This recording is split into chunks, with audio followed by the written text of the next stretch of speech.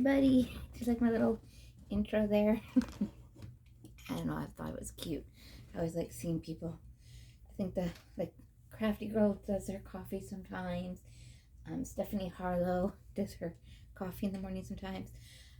I told the girl when she got to put my layers on, I said I wanted to look like a 70s shag or an 80s rocker. I think I got it pretty well.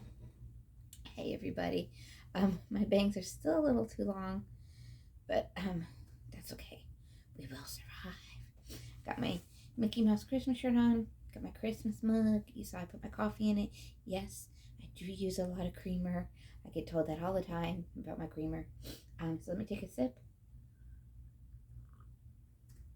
I ran out of the peppermint spoons, but I was in Walmart, and they had the peppermint candy kisses, and I said this will work.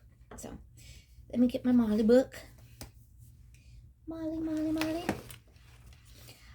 I don't know about you guys. Put in the comments if you can. From reading this, Molly can be a little selfish sometimes. I don't know. Am I wrong? Am I just looking too much into it? All the girls in the last chapter decided they were going to make socks for their lending, their, winning spirit, lend a hand thing at school for the soldiers. They were going to make socks, and Molly, because Molly doesn't like knit, I guess doesn't want to knit. She thinks it's a bad idea, and I think that's kind of selfish of her. I don't know. What do you think? Let me know in the comments what you guys think. If you think she's a little selfish, or I don't know. Just see how the story goes. So we're going to jump into chapter 7. So like I said, as we left off, the whole class got divided in boys and girls, and they have to, it's for a contest, and they have to do something for the troops that are fighting in the war. Remember remember, we weren't only in England and Germany and Italy and all, in the European countries. We were also fighting Japan at the time too. So keep that in mind, due to the bombing of Pearl Harbor. So that was also going on during in World War II. And so there was a lot going on at that time in the world and in the United States. So let's get started. Chapter 7 is called Top Secret. The garage was cold, especially compared to the warm kitchen. It was dark too, because the only light came from the door at one end of the storage room and a window at the other end. The girls couldn't stand up straight except in the very middle of the room, because the ceiling was sloped like a side of a tent. The storage room smelled of dust, mothballs, and dried up paper. It was filled with things waiting to be fixed up, thrown out, or needed again. Sounds like my garage. There was a big trunk with one latch broken, boxes full of books, games with pieces missing, and a tarnished tennis trophy.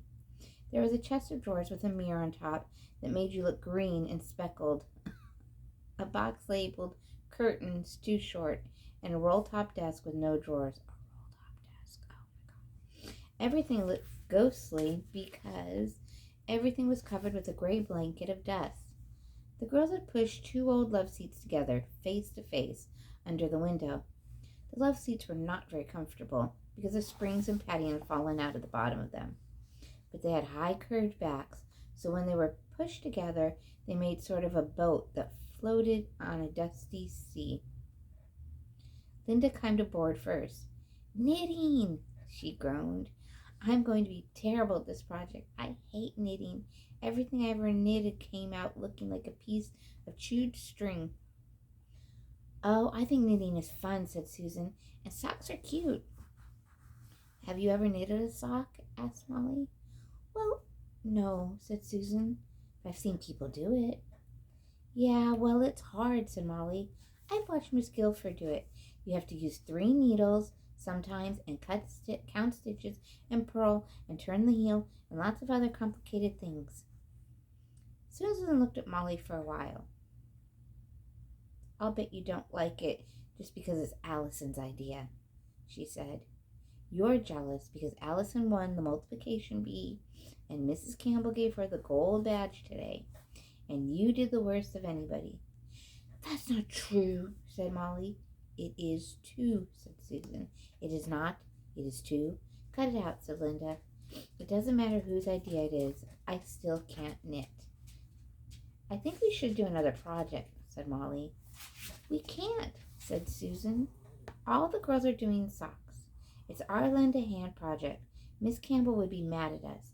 Everyone would be mad at us if we didn't do socks. Listen, said Molly. Those girls are crazy if they think they can each knit even one pair of socks by Monday. They can't possibly do it. The whole third grade will look terrible. They'll be grateful to us if we do another project. Mrs. Campbell will be proud of us. Hold on, guys. I got a dog that's talking. Got to take care of those dogs. Especially the Sadie. She's horrible. Okay.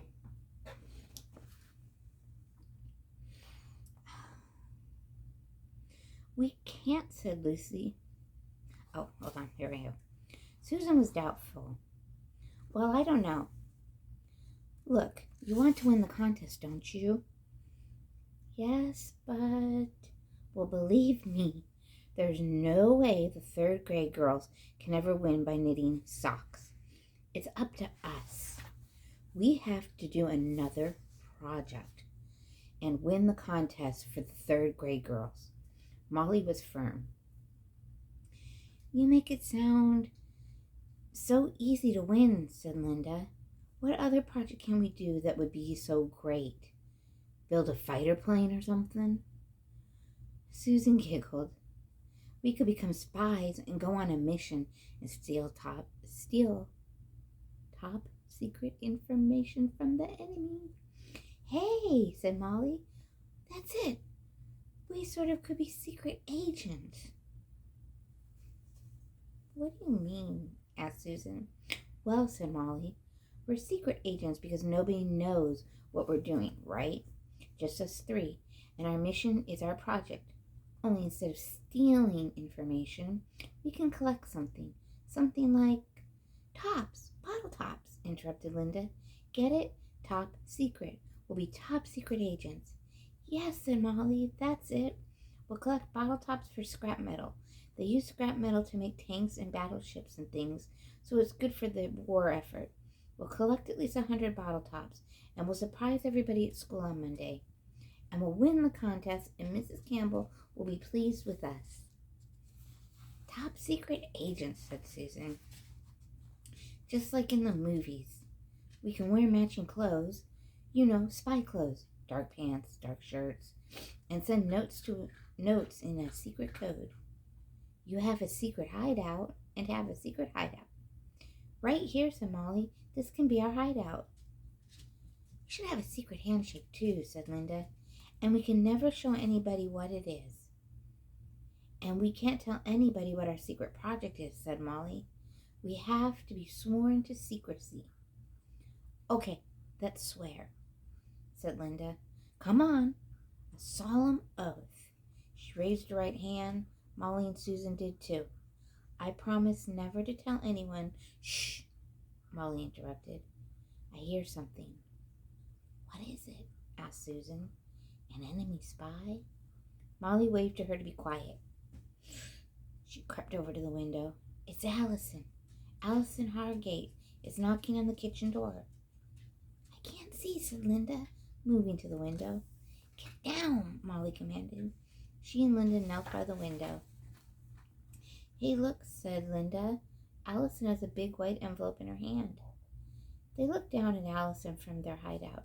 They saw Mrs. Guilford come to the door, wiping her hands on her apron. Allison showed Mrs. Guilford the envelope. Mrs. Guilford nodded and squinted up at the garage, then pointed right at the window. The girls ducked. They heard footsteps coming toward the garage. She's coming this way, whispered Linda. Quick, hide, Molly hissed.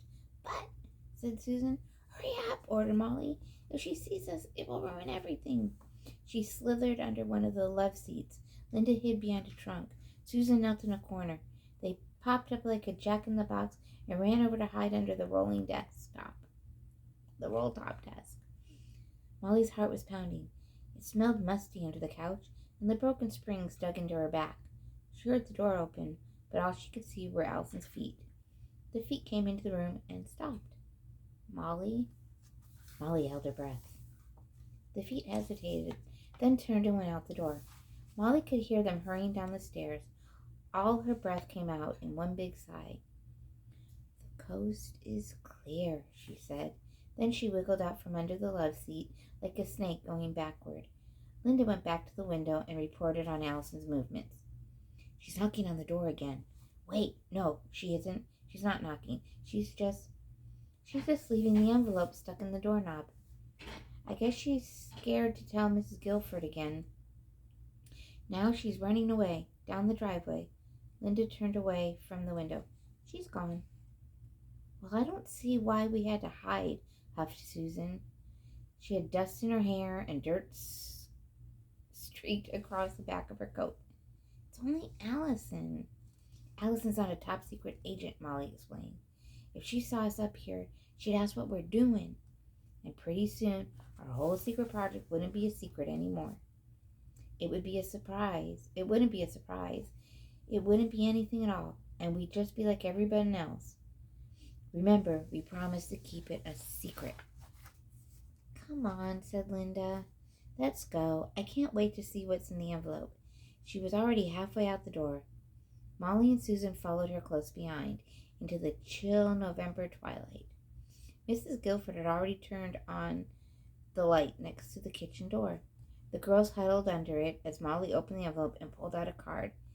"It's an invitation," she said. "Oh, let me see," said Susan. She stood on tiptoe and leaned over Molly's shoulder. "You are invited to a knitting bee to work on your socks for the Lend a Hand contest from 9 o'clock to 3 o'clock tomorrow at Allison's house. Lunch and other refreshments, too. Bring your own yarn and needles." Molly's hand was stiff and cold. Susan took the invitation from her and held it under the light. "Gee, I bet it'll be fun," she said. "A knitting bee at Allison's house." "Probably great refreshments, too," said Linda. "Oh, I don't know," said Molly. "I don't think it will be great. All they'll do is sit and knit and sit all day. I think we'll have more fun collecting bottle tops." "Well, I want to go home and see if I got an invitation, too," said Susan. "I'm cold," said Linda. "I'm going home, too." "Okay," said Molly. "Meet back here at 9 o'clock sharp tomorrow." Linda and Susan waved goodbye and hurried off into the gray evening. Molly looked at the invitation one more time, then crumpled it up, put it in her coat pocket, and went inside. So that is the end of our top secret chapter 7. Again, I feel like Molly wants to be in control all the time, that she's got to be the one. It's got to be her idea. The teacher has to like her the best, so on and so forth. Anyways, guys, I hope you're doing well. Thank you so much again. I hope you're enjoying our Molly story. I'm enjoying Molly's story. I'm enjoying reading it to you guys because this is giving me a chance to learn about the like I said, to learn myself because I haven't read the books, and this is just awesome. So, guys, I hope that you're getting your holiday shopping done. I hope you're getting ready for Saturday night, Sunday morning, whenever you do your celebrating. And you guys are wonderful. Have a great day. Be kind to yourself. Be kind to others. And I'll see you on the flip side. Bye, all.